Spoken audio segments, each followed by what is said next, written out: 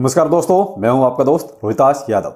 आपके लिए न्यूज़ थोड़ी सी अच्छी नहीं है क्योंकि एक बहुत आर्टिकल आज ऐसा पढ़ने को मिल गया कि फिर वो बताना भी ज़रूरी था। और ये इसलिए बताना ज़रूरी है क्योंकि इंडियन जो क्रिप्टो एक्सचेंज हैं उनमें 3000 अकाउंट ऐसे हैं जो FIU ने बोला है कि इनको बंद करो। अब 3000 अकाउंट कौन कौन से एक्सचेंज में हैं अभी इसकी डिटेल आनी बाकी है, लेकिन 3000 अकाउंटों पे गाज गिरना कंफर्म है। जैसे मैंने इससे पहले आपको वो एक वीडियो दिया था जिसमें ये बोला था कि वजीर एक्स ने 700 अकाउंट क्लोज कर दिए, तो वो भी यही इसी टाइप का मैटर था जिसमें ये 700 अकाउंट अकेले वजीर एक्स ने क्लोज किए। अब 3000 अकाउंट और भी हैं जो FIU ने बोला है कि इनको भी क्लोज करो। ये सारे के सारे इलीगल तरीके से सारे काम कर रहे हैं। अब ये FIU क्या है? ये है फाइनेंशियल इंटेलिजेंस यूनिट इंडिया। ठीक है, शॉर्ट में बता रहा हूं FIU। तो ये है फाइनेंशियल इंटेलिजेंस यूनिट इंडिया।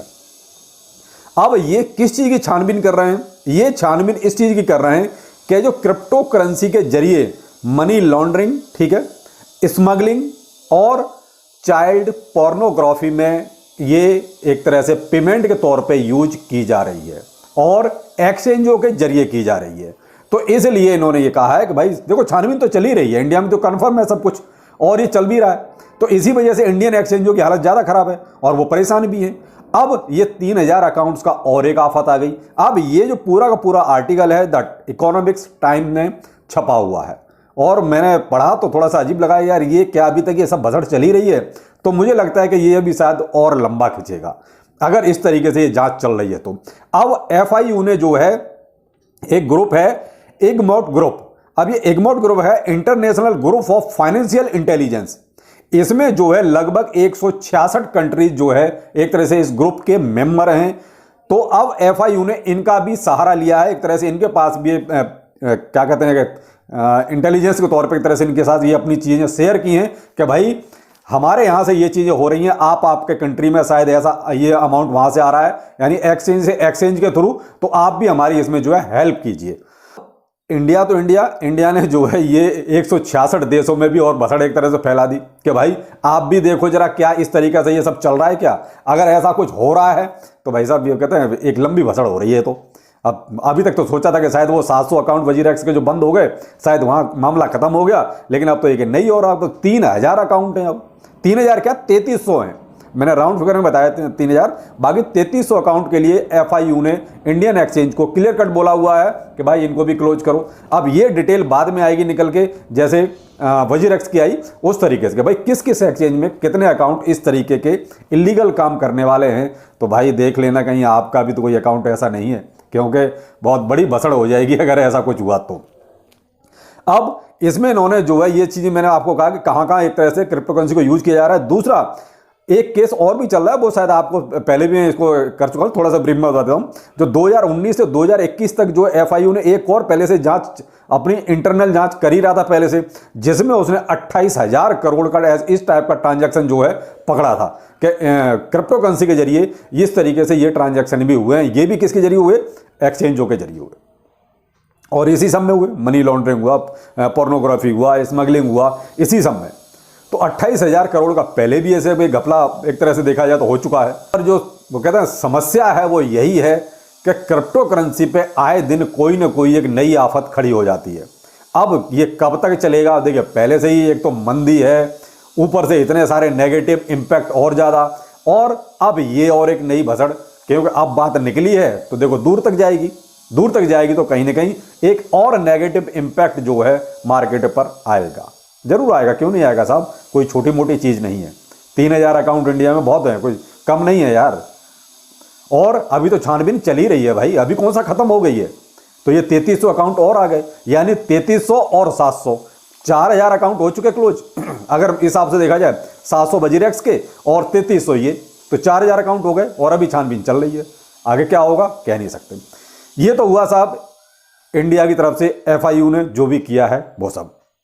अब इलोन दादा क्या पीछे रहने वाले हैं? इलॉन मस्क ने भी जब से ट्विटर लिया है तब से वो कहते हैं आफत मचा रखी है। एक अच्छा खासा ट्विटर चल रहा था, उसमें रोज कुछ ना कुछ उंगल करता रहता है अगला। अब उसने एक नया ट्वीट छोड़ दिया है। अब उस ट्वीट से क्या होगा मैं आपको बताता हूं। वो ट्वीट से जो है ना डॉज कॉइन का प्राइस कहीं ना कहीं थोड़ा सा इंपैक्ट आएगा। देखिए बाद में क्या होगा वो तो बात की बात है, लेकिन जो रिसेंटली जो होगा ना वो ये होगा, इस ट्वीट से डॉज कॉइन के प्राइस में थोड़ा सा देखिए गिरावट आएगी। अब ट्वीट क्या किया है, ट्वीट ये किया है कि साहब 150 करोड़ अकाउंट ट्विटर से हटाए जाएंगे। अब भाई 150 करोड़ बहुत होता है, वो 10-20 हजार की बात होती तो एक अलग बात थी। 150 करोड़ अकाउंट यानी ट्विटर से एक तरह से खत्म किए जाएंगे, हटाए जाएंगे।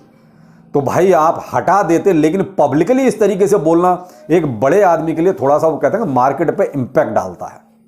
तो वो कहते हैं आपको ठीक है ये करना है कीजिए, भाई आपकी चीजें आपने खरीदी है, पैसा लगाया है, तो आपको हटाना था, आप धीरे धीरे हटा देते उनको, किसी को पता ही नहीं चलता और काम भी हो जाता। अब इससे क्या होगा, देखिए इलॉन मस्क क्या क्रिप्टो करेंसी से जुड़ा हुआ बंदा है और उसके साथ तो डॉजकॉइन बहुत अच्छी तरह जुड़ा हुआ है।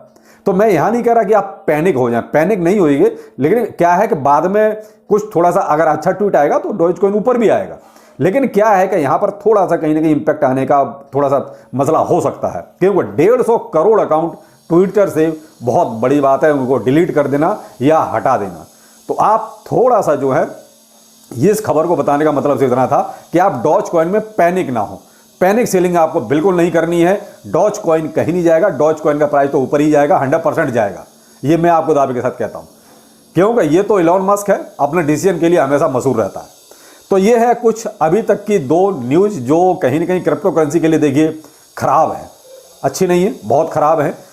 और इलॉन मस्क का तो देखिए अपना पर्सनल मैटर हो सकता है, भाई उसका अपना ट्विटर है तो वो कुछ भी कर सकता है, नो प्रॉब्लम। लेकिन हाँ जो 3000 अकाउंट हैं इंडिया के एक्सचेंज से, ये जरूर है कि इंडियन एक्सचेंज के लिए और एक बड़ी आफत जैसे कहेंगे, ये छोटी नहीं, इंडियन एक्सचेंज के लिए तो बहुत बड़ी आफत है। वो पहले से ही बहुत ज़्यादा फाइनेंशियल क्राइसिस से जूझ रहे हैं, उनके पास कुछ है नहीं करने के लिए, ऊपर से ये और एक नई चीज़ आ गई, इसीलिए वो कोई प्रूफ ऑफ रिजर्व या वो चीज़ें नहीं कहते सामने लेके आ रहे।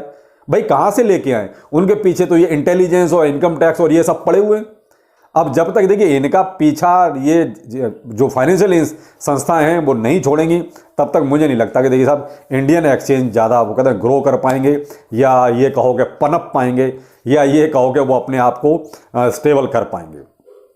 बेहतर ये होगा कि सरकार जितनी जल्दी हो सके इन चीज़ों को हैंडल करके और यहाँ से जल्दी जल्दी बोरिया बिस्तर समेटे, क्योंकि जितना ज़्यादा आप उसको पचड़े में डाल के रखेंगे उतना ज़्यादा क्रिप्टो करेंसी इफेक्टेड रहेगी। और क्रिप्टो करेंसी अगर इफेक्टेड रहेगी, एक्सचेंज इफेक्टेड रहेंगे, तो आप भी अलग नहीं हैं और मैं भी अलग नहीं हूं, उनके साथ हम भी पिसेंगे जो अब तक पिस रहे हैं, क्योंकि जो फैसिलिटी हमें मिलनी चाहिए वो नहीं मिलेगी। जैसे यूपीआई है, नहीं मिलेगी हमें इतनी आसानी से, तो नहीं मिलने वाली हिसाब से। और मे भी हो सकता है अगर ऐसी कोई आफत और एक नई निकल के आ गई तो शायद जो नेट बैंकिंग में जो हम पैसा जमा कर रहे हैं, INR जो जमा कर रहे हैं, शायद वो भी डिसेबल कर दिया जाए। अभी जैसे तैसे तो उन्होंने थोड़ा बहुत शुरू किया है, उसको हो सकता है फिर दोबारा से बंद कर दिया जाए। तो ये चीजें कुछ ऐसी हैं जो कहीं ना कहीं क्रिप्टो करेंसी को कहते हैं कि नुकसान पहुंचाएंगी। तो भाई अब जो भी है देखिए सरकार के डिसीजन है, और कुछ देखिए अब सरकार के डिसीजन क्या है, एक्सचेंजों ने भी गलती की है, ये एक्सचेंजों की ही गलती है कि उन्होंने पहले ऐसी चीजें की क्यों। भाई उन्होंने गलती की है, इसीलिए सरकार को भी ये इतने सख्त डिसीजन लेने पड़ रहे हैं, और उसका खामियाजा एक्सचेंज तो भुगत ही रहे हैं, साथ में हम और आप भी भुगत रहे हैं। फिर मिलते हैं किसी नए अपडेट के साथ, नमस्कार।